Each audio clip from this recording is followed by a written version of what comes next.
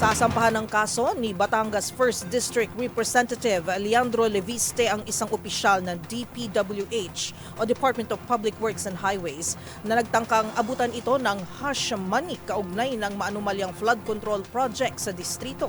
Ang kongresista inalok pa raw ng porsyento para sa mga proyektong ilalatag sa 2026 budget. Una sa balitang yan, si Dustin Bayog.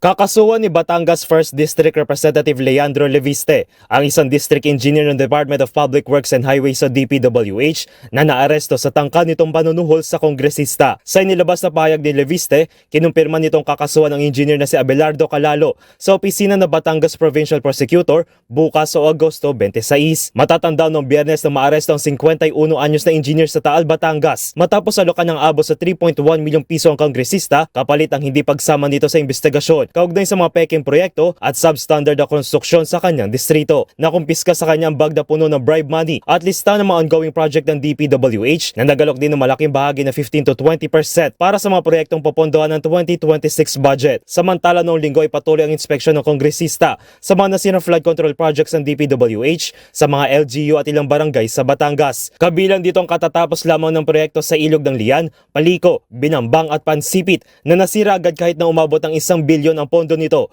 at ilang pang proyekto na nasira sa mga nagdaang bagyo. Nauna nang pumuri si Senador Ping Lacson sa aksyon na ito ni Leviste na isa rin sa nangunguna mag-imbestiga sa hindi umanong anomalya sa mga flood control project ng naturang departamento. Para sa MBC TV Network News, ito si Dustin Bayog ng DZRH TV. Una sa Pilipinas, una sa Pilipino.